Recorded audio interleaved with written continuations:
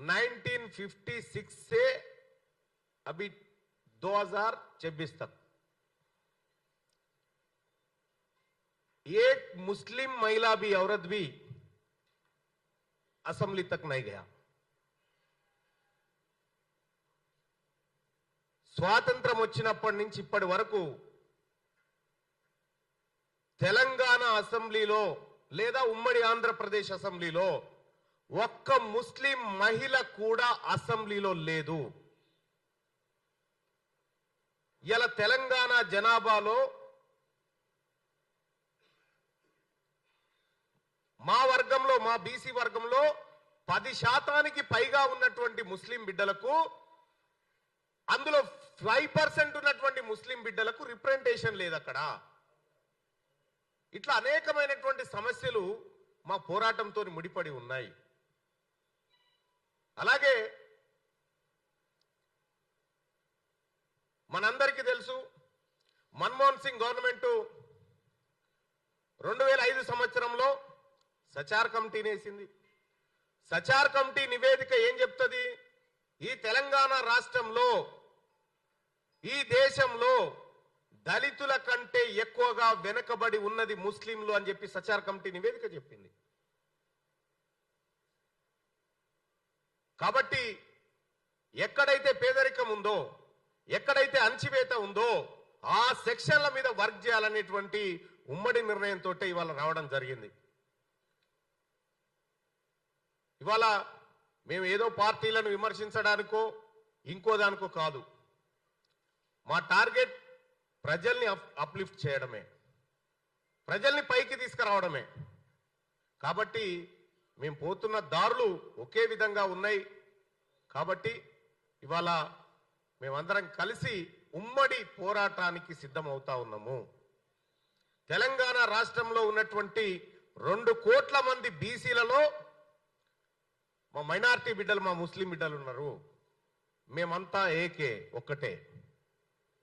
మేము కలిసి కష్టాలను పంచుకొని కలిసి ముందుకెళ్లాలనేటువంటి నిర్ణయంతో వచ్చినాం. చాలా పార్టీలకు, చాలా మందికి కూడా కొంత ఆశ్చర్యంగా ఉంటుంది. ఏంది ఎన్నడలేంది ఒక సరికొత్త ఒరవడి తీసుకొస్తా ఉన్నారు వీళ్ళు అనేటువంటి ఆలోచన వస్తూ ఉంటుంది. ఇంకా మీరు స్టార్టింగ్లోనే ఉన్నారు. ఇంకా మేము చాలా చూపించేది ఉంది, మీకు చూపిస్తాం. ఇవాళ తెలంగాణ రాష్ట్రంలో ప్రధానంగా హెల్త్ అండ్ ఎడ్యుకేషన్ మీద చాలా ఫోకస్ చేయాలనుకుంటున్నాము.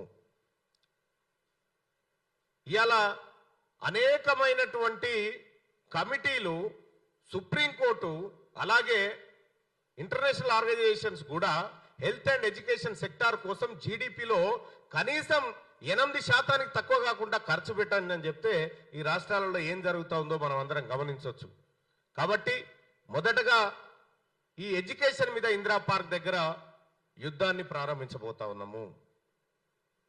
ఈ వేదిక నుంచి తెలంగాణ రాష్ట్రంలో ఉన్నటువంటి తల్లిదండ్రులకు పిలుపునిస్తా ఉన్నాము.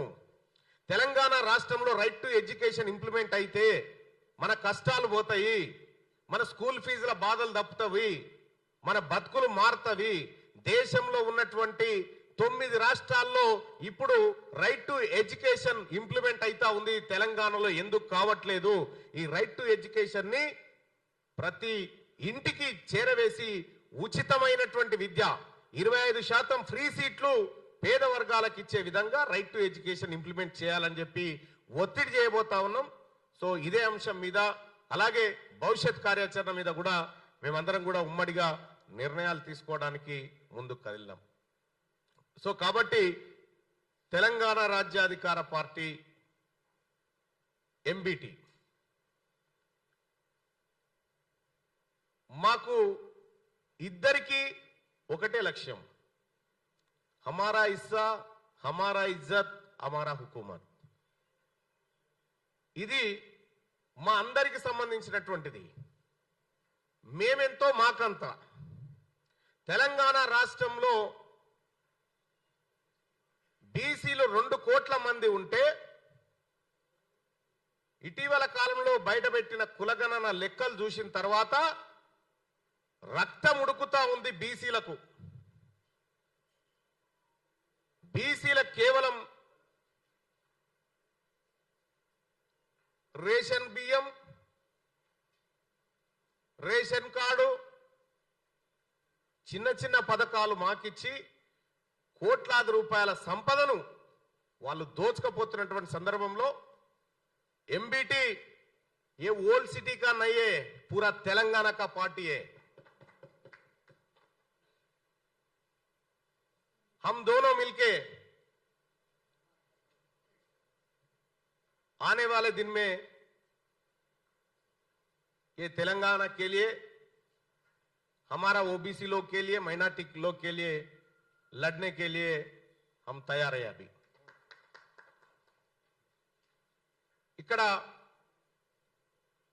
మీడియా సోదరులకు కూడా చెప్పేది ఏంటంటే 26న జరగబోతున్నటువంటి ఏదైతే రైట్ టు ఎడ్యుకేషన్ ఇంప్లిమెంటేషన్ కోసం ధర్నా జరుగుతుందో అందులో మీ పిల్లలు కూడా ఉన్నారు, మీ బంధువుల పిల్లలు ఉన్నారు।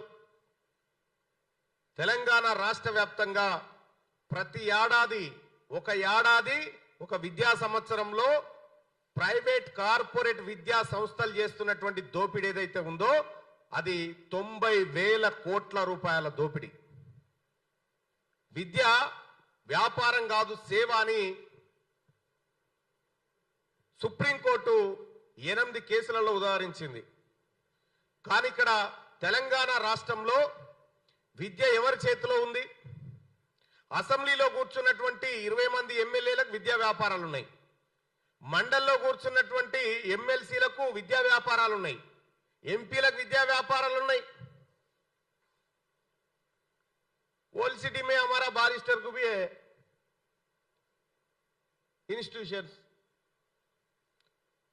ఇవి సేవ కోసం పెట్టినటువంటి ఇన్స్టిట్యూషన్లు వ్యాపారాలుగా మారి పేదలకు అందాల్సినటువంటి రైట్ టు ఎడ్యుకేషన్ ను అందకుండా ఇయాల డ్రామాలు ఆడుతున్నారు। కాబట్టే మేము తెలంగాణ సమస్త జనాన్ని ఎంటబెట్టుకొని ఆ చట్టాలను ఇంప్లిమెంట్ చేయించడం కోసం బయలుదేరుతా ఉన్నాం। 90,000 కోట్ల వ్యాపారం జరిగితే ఈ కార్పొరేట్ ప్రైవేట్ ఇన్స్టిట్యూషన్ లో 73% రాజకీయ నాయకులవే। వీటి భరతం పట్టడం కోసం తెలంగాణ రాజ్యాధికార పార్టీ ఎంబీటీ కదం తీసుకొని ముందుకు వస్తా ఉంది। ఇది కాంగ్రెస్ పార్టీ తీసుకొచ్చినటువంటి right to education act 2009 Congress party ఇక్కడ దీన్ని ఇంప్లిమెంట్ చేయదు,